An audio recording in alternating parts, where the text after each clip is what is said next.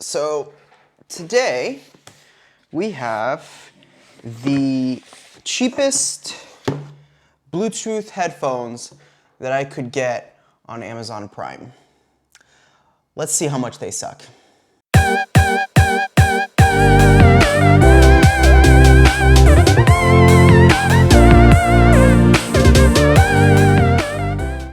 Alright everybody, welcome back to Gadget Conquest. I hope you guys had a great week last week. And yeah, today I'm going to be coming at you guys with the cheapest Bluetooth headphones that I could find on Amazon. They were $5, I think, with Prime though. With Prime, so free shipping. I think it was 2-day shipping. And, ooh, let's not show that side.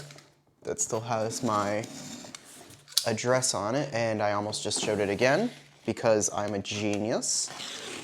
All right, let's see what we got in this box. All right, packing wise, this is how they did it. Just some bubble and then the box right there. This is all garbage. Boom, here we go. Magnavox Shuffle Wireless, and it says Bluetooth on it. So these are not individual earbuds. It is 2 buds connected with a strap, similarly to like the original Google Pixel buds. Let's see what we got. But Magnavox, believe it or not, is actually a one of those known brands in the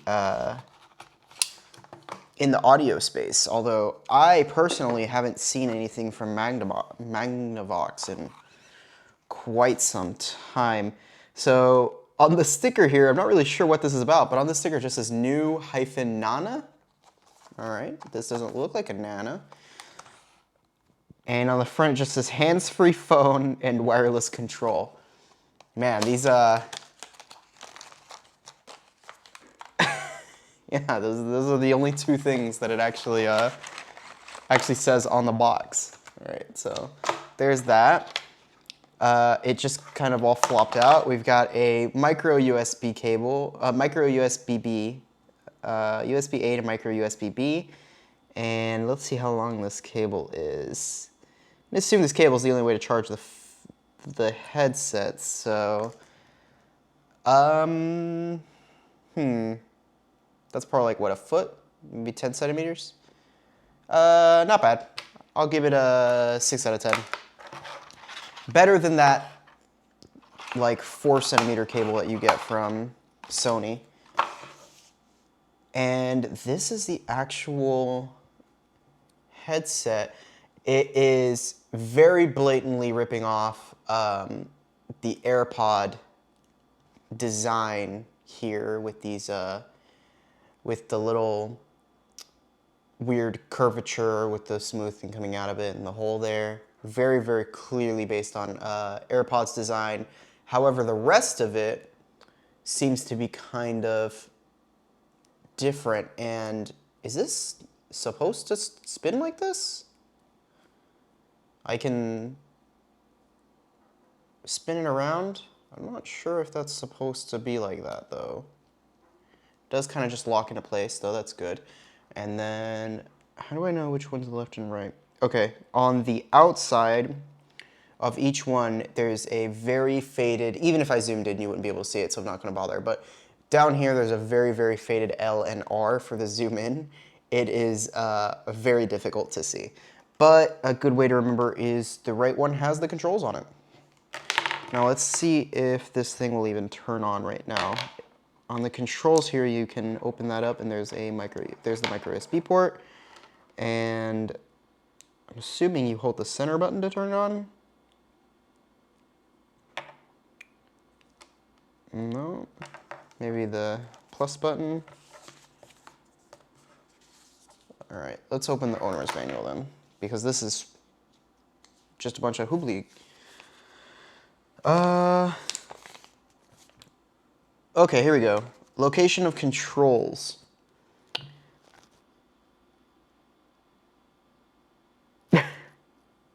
It does not say how to turn it on. Okay. Uh-huh.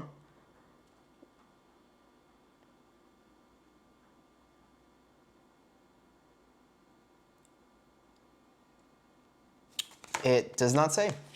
It actually does not say. Let's open this up and see if there's something I'm missing. So we've got it in English, we've got it in Spanish, uh, we got it in Portuguese? Italian? Let's see. Troubleshooting, operation. Here we go, operation. Let's see. Press and hold the call button on the unit to power on the unit. The red and blue indicators will illuminate and blink. I don't see, I'm assuming there's a hole here in the front. I'm assuming that's the indicator, but it's not turning on. So let's charge the device really quickly and then I will be right back, okay? Let's go now. All right, we're back. We've got the thing charged and I went ahead and held the center button for half a second and it turned on. Now there's one LED here that is flashing red and blue and it should be in pairing mode now, so I'm gonna go ahead and try to pair it to my phone and we will see what happens when I do that. Let's see, go over here and we're gonna search for devices and I've got a few devices listed here, but I'll be honest, I'm not sure. I'm gonna say it's probably this one. Okay. Okay, so I just heard it make some sort of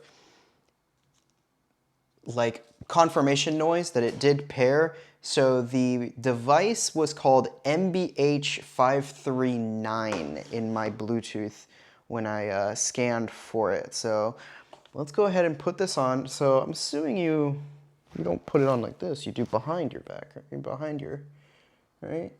And let's see how these. Wow, that feels very cheap.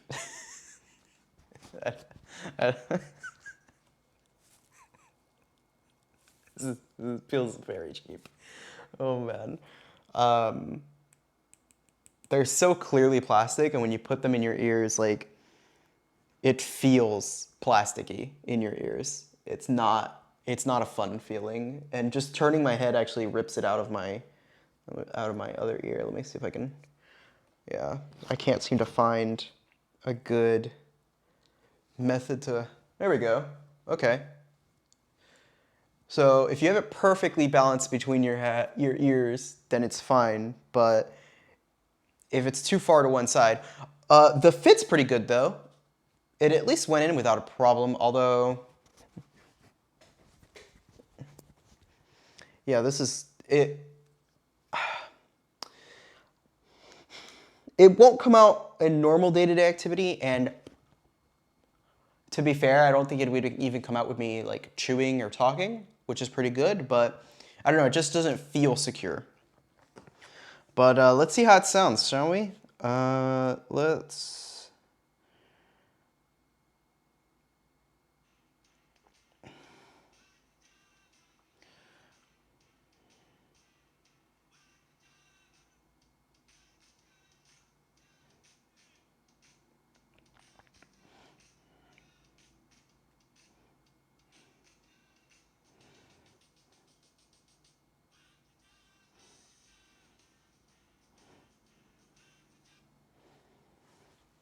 Okay. All right. It actually sounds really decent. Like, it's not bad at all for $6. This actually sounds... It's clear. The audio is clear. It's not muddled or fuzzy. What volume do I have it at? I've got it pretty far up. I've got it all the way up as far as the phone will let me go. And while it's not super loud, it's also not...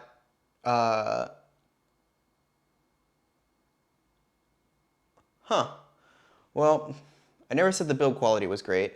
So there's these little filters on the end here to keep stuff from getting in, and I just touched it with my finger, and the filter came off. So no more filter on that one, I guess, because I don't think there's... Oh, I managed to put it back in. Okay, but yeah, so that filter just came right out, not good.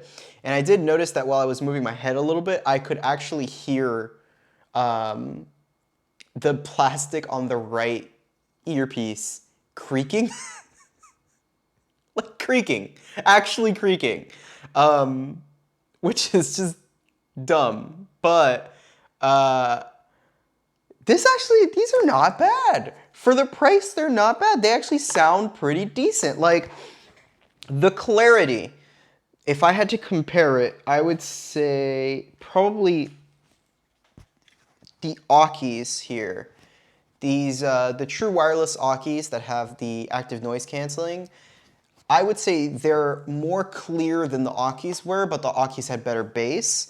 But yeah, actually, I am pleasantly surprised at how not crap these are. I was fully expecting these things to be absolute garbage, but honestly, I think if you want a pair of earbuds that you just want to be able to throw away if something happens, where you don't care if you lose them, you want to use them in situations where you're not really bothered if they break or if they go missing or something like that, I think these are actually pretty good.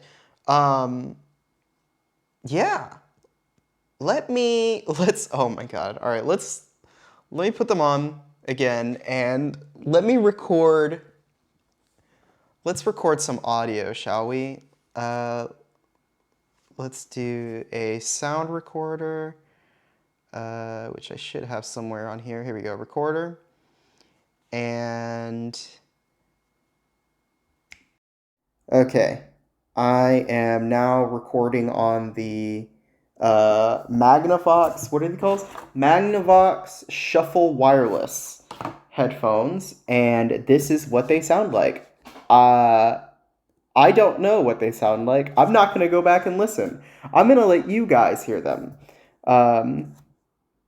Obviously, I'm going to go back and listen. I have to edit this video, so I'm going to go back and listen. But I'm not going to do anything other than that. I'm not going to go back during this video and listen to it. So I think that's enough. 35 seconds is way too long, and we will stop the recording there.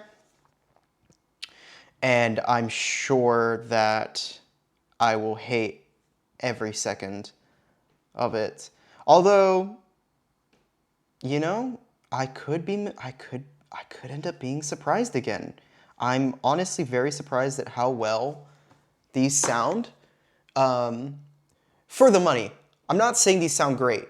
They're nowhere near as good as the Pixel Buds were, or the WF-1000XM3s, or the WH-1000XM4s, or even the XB900s. They're not at that level.